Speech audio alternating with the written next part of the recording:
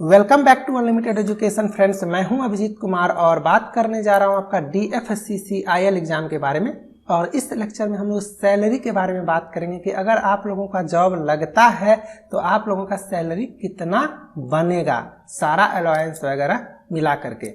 और ये लेक्चर कहीं ना कहीं आपके लिए जो है सो एक ऐसा मोटिवेशन का काम करेगा ना, जब आप सारा फैसिलिटी इसका देखोगे तो ट्रस्ट करो आपको पढ़ने का मन करने लगेगा। ठीक है, क्योंकि ये बहुत ही अच्छा जॉब है, इसका नेचर आपका परमानेंट है और इसका सैलरी भी काफ़ी अच्छा है, इसका अलाउंस वगैरह भी काफ़ी अच्छा है। तो चलो स्टार्ट करते हैं, देखते हैं क्या है इसका सैलरी का स्ट्रक्चर। लेक्चर स्टार्ट करने से पहले आप लोग एक चीज़ जान जाओ, अगर अभी तक आपने टेलीग्राम ग्रुप को ज्वाइन नहीं किया है तो आप लोग टेलीग्राम ग्रुप को ज्वाइन कर लो। इसका लिंक जो है सो डिस्क्रिप्शन में है। अभी तक जो है सो 202 स्टूडेंट हैं जिन्होंने इस ग्रुप को ज्वाइन किया हुआ है और यहाँ पे वो लोग आपस में डिस्कशन करते हैं। ठीक है, इस ग्रुप का नाम है DFCCIL 2021। जितने भी स्टूडेंट हैं यहाँ पे, सारा का सारा स्टूडेंट DFCCIL का प्रिपरेशन कर रहे हैं। तो आपके मन में अगर कोई भी क्वेरीज होगा, कोई भी क्वेश्चन होगा तो आप लोग इस ग्रुप में डिस्कशन कर सकते हो। ये आपका पब्लिक ग्रुप है। अब यहाँ पे आप लोग देखो, जब आपको जॉब लगेगा तो इस तरह का आपका सैलरी स्लिप बनेगा। और कभी भी जॉब लगता है तो आपका जो है सो एक एम्प्लॉय नंबर आपका वहाँ पे दिया जाता है। फिर आप जहाँ पे जॉब करोगे वहाँ पे आपका ये जॉब का लोकेशन यहाँ पे दिया जाएगा। ठीक है, तो ये सारा पर्सनल डिटेल्स है, किस बैंक में आपका अकाउंट है या DFCCIL किस बैंक में आपको बोला है अपना अकाउंट खुलवाने के लिए या वो खुलवाएगा, वो यहाँ पे आपका बैंक का नाम रहेगा, ये आपका IFSC कोड रहेगा और ये आपका बैंक का अकाउंट नंबर रहेगा जिसमें सैलरी आपका जाता है। ठीक है, पैन नंबर वगैरह ये सारा पर्सनल डिटेल्स है, तो इसलिए इसको जो है सो हाइड किया गया है। और ये जो आपका सैलरी स्लिप है ना, ये मई मंथ का है आपका 2020 का, और ये एग्जीक्यूटिव पोस्ट के लिए है आपका ऑपरेशन एंड BD का। ठीक है, अब यहाँ पे आप लोग देखना पे स्केल, काफ़ी लोगों को समझ में नहीं आता है कि सर पे स्केल क्या होता है, बेसिक पे क्या है। तो जैसे कि आपका पोस्ट है, मान के चलो एग्जीक्यूटिव, आपका सिलेक्शन होता है एग्जीक्यूटिव के लिए, तो यहाँ पे ये है आपका स्केल 30,000 से लेकर के 1,20,000। तो ये आपका बेसिक पे है और उसके बाद वो इंक्रीमेंट होते जाएगा और आपका आगे सैलरी बढ़ते जाएगा। तो यही आपका बेसिक पे, जो कि आपका यहाँ पे देखो 30,000 है। ठीक है, एम्प्लॉयमेंट ग्रुप आपका परमानेंट है। कॉन्ट्रैक्ट अगर रहता है तो यहाँ पे कॉन्ट्रैक्ट लिखा हुआ रहता है। ये डे प्रेजेंट क्या है, नेक्स्ट इंक्रीमेंट आपका कब होगा, मास्टर बेसिक क्या है और DA क्या है, ये आप लोग जानते होंगे। DA को बोलते हैं डियरनेस अलाउंस, और ये जो होता है वो आपका बेसिक पे डिपेंड करता है। मतलब यहाँ पे 18.7 जो है % ठीक है, तो ये DA हुआ। मतलब अगर आपका बेसिक पे 30,000 है तो इसका DA 18.7% कितना होगा, तो 5610 होगा। तो ये सब जुटता है। इसके अलावा आपका फिटनेस अलाउंस है, हाउस कीपिंग अलाउंस है, प्रोफेशनल यू एडुकेशन है, आपका जो है रिक्रिएशन अलाउंस है, स्पेशल पर्सनल ऑल है, इसके बाद आपका ट्रांसपोर्ट अलाउंस है। ये सारा जो है आपका पर मंथ जो है ये जुटेगा और आपका सैलरी बनेगा। जब आपका जॉब लगेगा उस समय आपको यूनिफॉर्म अलाउंस दिया जाएगा, लैपटॉप के लिए अलाउंस दिया जाएगा, मोबाइल के लिए अलाउंस दिया जाएगा। तो ये सभी मैं आपको 1 बाय 1 बताता हूँ।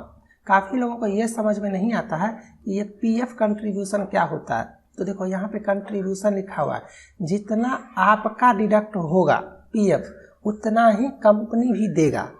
कहते हो ना रिटायरमेंट के समय 50 लाख मिलता है, 40 लाख मिलता है, वो कहाँ से आता है, वो यहाँ से आता है। आप जो पूरा लाइफ ड्यूटी करोगे तो पर मंथ जैसे कि 4273 4,273 रुपीज़ आपके सैलरी से कटेगा और इतना ही पैसा कंपनी भी देगा आपके नाम का, और वो दोनों मिलकर के जमा होता है।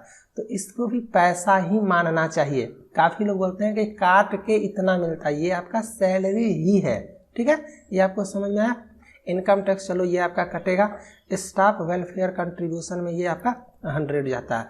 तो जब ये सब आप ऐड करोगे तो मान करके चलो आपका 49,410 रुपीज़ आपका सैलरी बनता है, और PF इनकम टैक्स वगैरह कट करके आपका 5,699 रुपीज़ आपका कट जाता है। तो आपका जो है सो ओवरऑल कितना बनता है, तो आपका ओवरऑल बनता है 43,711। काफ़ी लोगों को लगता है सैलरी 43 है, लेकिन नहीं, आपका सैलरी ये हुआ। इसके अलावा भी काफ़ी बेनिफिट आपको वहाँ पे मिलता है, जैसे कि आपका एक होता है हाउस रेंट अलाउंस, ठीक है, ये अच्छा खासा मिलता है आपका।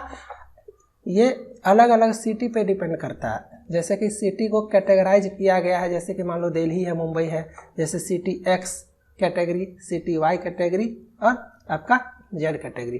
तो ज़्यादा डेवलप्ड है, फुली डेवलप्ड है, उसको एक्स में रखते हैं, जो सबसे कम डेवलप है उसको जेड में और मिडिल वाले को वाई में। और ये 8 के मल्टीपल में होता है। जैसे कि आपका जॉब लोकेशन रूरल एरिया में है तो वहाँ पे आपको हाउस रेंट अलाउंस 8% मिलेगा, और अगर आप थोड़ा सा मिडिल टाइप का सिटी में हो तो वहाँ पे आपको 16% मिलेगा, और आप काफ़ी ज़्यादा डेवलप्ड सिटी में हो, जैसे कि दिल्ली में आपका पोस्टिंग है तो वहाँ पे आपको 24% मिलेगा, क्योंकि सिंपल सी बात है, जितना ज़्यादा डेवलप्ड सिटी उतना ज़्यादा रेंट है ना।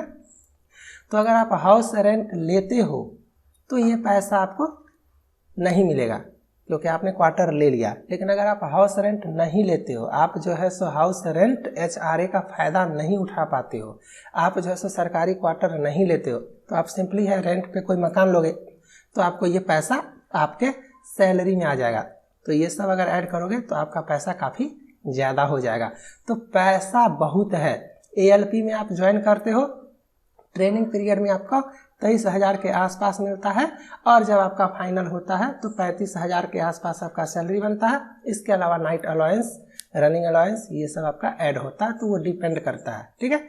और इसका सैलरी देखो आपका कितना अच्छा है। तो मैं तो आपको यही बोलूँगा, मन से पढ़ो। एग्ज़ाम का डेट आपने देखा होगा, आपका जो है सो फॉर्म अप्लाई करने का जुलाई कर दिया गया है 23, और एग्ज़ाम का जो है सो टेंटेटिव डेट आपका अक्टूबर कर दिया गया है, और उसमें भी कोई चांस नहीं लग रहा है कि अक्टूबर में होगा या नहीं होगा। तो आपके पास एटलीस्ट अभी के हिसाब से 5 मंथ है, मतलब काफ़ी टाइम है बॉस। अगर आप सीरियसली थोड़ा सा पढ़ाई स्टार्ट करना शुरू कर दोगे ना, तो आपको सिलेक्शन लेने से कोई नहीं रोक सकता। फैसिलिटी आप देख सकते हो, सैलरी आप देख सकते हो। इसके अलावा 1-2 चीज़ मैं आपको और बताता हूँ, जैसे कि आपको 3 साल पे जो है लैपटॉप के लिए पैसा दिया जाएगा 35,000। कुछ पैसा अपने से मिला के और अच्छा लैपटॉप खरीद सकते हो। आपको मोबाइल के लिए जो है सो 8,000 रुपीज़ आपको दिया जाएगा, शायद पर ईयर बेसिस पे, मोबाइल मेंटेनेंस चार्ज या कॉस्ट। इसके अलावा आपका फर्निशिंग अलाउंस लाइफ में 2 टाइम्स आपको दिया जाएगा, जैसे कि आप सोफ़ा खरीदे, टीवी खरीदे, बेड खरीदे, ठीक है। तो ये सब के लिए आपको लाइफ में 2 टाइम आपका जो है सो ये फर्निशिंग अलाउंस है। इसके अलावा जैसे ये जैसे आपका कितना 75,000 है, और इसमें अगर GST इंक्लूड करोगे तो 95,000 के आसपास आपका ये पैसा आपको मिलता है। तो आप सोच सकते हो कितना ज़्यादा बेनिफिट है। रहने के लिए आपको दिया जा रहा है, पहनने ओढ़ने के लिए दिया जा रहा है, इतना अच्छा सैलरी दिया जा रहा है। तो मेरे तरफ से यही सजेशन रहेगा, ये सैलरी दिखाने का सिर्फ एक मोटो था आपका, कि थोड़ा सा आपको मोटिवेशन मिले और आप मन से पढ़ाई करो, ठीक है। अब एक पॉइंट और मैं यहाँ पे ऐड करना चाहता हूँ। मैं उतना पे टारगेट करता हूँ जितना मुझे लगता है कि मैं अच्छे से 100% कवर करवा सकता हूँ। यहाँ पे जो है जितना तरह का आपका पोस्ट है DFCCIL में, उस सभी में पेपर 1 है आपका। जूनियर एग्जीक्यूटिव का जितना भी पोस्ट है आपका, सारे में आपका पेपर 1 का एग्जाम होगा, जिसमें आपका ये numerical ability, general aptitude, reasoning, general science, general knowledge, important topic, ये जो है आपका सिलेबस दिया हुआ है, ठीक है। तो इसका कंप्लीट प्रिपरेशन मैं करवा सकता हूँ। इसके अलावा आपका जूनियर मैनेजर और एग्जीक्यूटिव पोस्ट जो है, उसका जो आपका पेपर 1 है, जिसमें सिर्फ आपको दो टॉपिक पढ़ना है, एक आपका जनरल एप्टीट्यूड एंड रीजनिंग और एक आपका जनरल नॉलेज, ठीक है। तो इसका कंप्लीट प्रिपरेशन मैं करवा सकता हूं। और सबसे मोस्ट इम्पॉर्टेंट, जिसके लिए सबसे ज़्यादा लोग अप्लाई किए हुए हैं, वो है आपका एग्जीक्यूटिव का ऑपरेशन एंड BD और जूनियर एग्जीक्यूटिव का ऑपरेशन एंड BD, जिसका 60% से प्लस मार्क्स है ग्रेजुएशन में, वो लोग दोनों के लिए अप्लाई कर रहे हैं। और जिसका 60% से कम मार्क्स है ग्रेजुएशन में, वो लोग इस पोस्ट के लिए अप्लाई कर रहे हैं। दोनों का सिलेबस सब कुछ ऑलमोस्ट सेम ही है। ये है आपका general knowledge, logical reasoning, numerical ability, general science, history of Indian railway and DFCCIL, economics and marketing और कस्टमर रिलेशन, जिसमें आपका economics, marketing, customer relation, history of Indian railway and DFCCIL, ये 3 section ऐसा है जो आपको काफ़ी कम जगह पे मिलेगा पढ़ने को। उसमें भी कोई गारंटी नहीं है कि आप समझ पा रहे हो या नहीं, एग्जाम ओरिएंटेड पढ़ाई कर रहे हो या नहीं। आपको PhD नहीं करना है, हमेशा याद रखना। आपको सिर्फ वो पढ़ना है जहां से आप पेपर का क्वेश्चन बना सको और अपना सिलेक्शन करवा सको।